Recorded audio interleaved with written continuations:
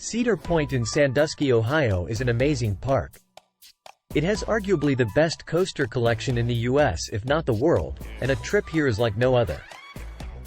In this video we will be breaking down the entry experience and how to save money.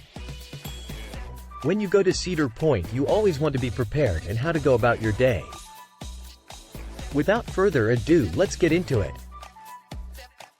Entry experience. When you go to Cedar Point, I would highly recommend staying at a Cedar Point hotel. There are several scattered throughout Sandusky and they come with a bunch of benefits. For example, you get an hour early admission for all the hotels, and if you stay on the island you will get free parking which can save you at least $25 per day. You will also have an amazing view of Cedar Point collection of rides and Lake Erie, and yes, Cedar Point is on an island. When I went, I stayed at Hotel Breakers, and it was well worth the cost. Breakers is the most expensive hotel owned by the park, but just fork up the extra money to stay there. So you're rolling up to Cedar Point, you are staying at Hotel Breakers, and you are an hour early for early entry. I would also get to the park 30 minutes before early entry. It may take a while going through security and finding a parking spot. Also, I didn't realize you drive around the whole park to get to the Breakers parking lot. It really got my heart pounding driving a couple feet next to some of the world's best coasters. You're all checked into the hotel and ready to go inside the park. There are 4 different gates to get into the park. First there is the front entrance, then the Valraven gate, which you can take a boat to this entrance, then the other 2 entrances, the boardwalk and Magnum gate are just for people staying on the island. The Magnum gate is closest to Hotel Breakers and this is the one I would recommend the most. When you go to any amusement park you should start at the back of the park first for the least amount of wait time.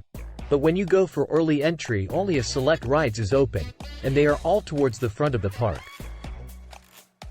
But it may change, so go to the Cedar Point website to see if anything does change. I would also download the app on your phone to see the park map because the park is a mile walk from the front to the back of the park, so it can be easy to get lost. Also, the transit system to the park isn't great. It is in a small town about an hour to Cleveland and 45 minutes from Toledo. Since the park is on an island there is a 2-lane road getting to it. You will have to take a car or bus to get there.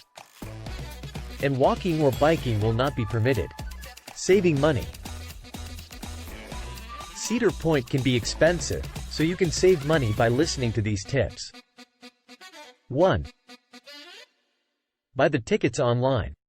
By buying the tickets online you can save at least $30 per ticket. And the line will always be crazy long if you buy them at the park, and waste time when you could have been in the park 30 minutes ago. If you are about to stay open to close, I would also recommend the meal plan. It runs you about $30 and it gives you a meal every hour and a half. If you are coming with one other person I would say just get one still. It can still fill up 2 people, and if you're still hungry, you will be able to eat in an hour and a half.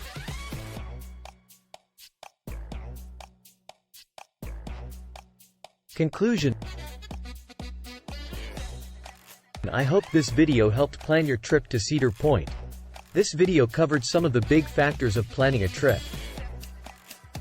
If you want to see part 2, I will try to cover the rest of the day's plan of attack. But this is it for today and goodbye.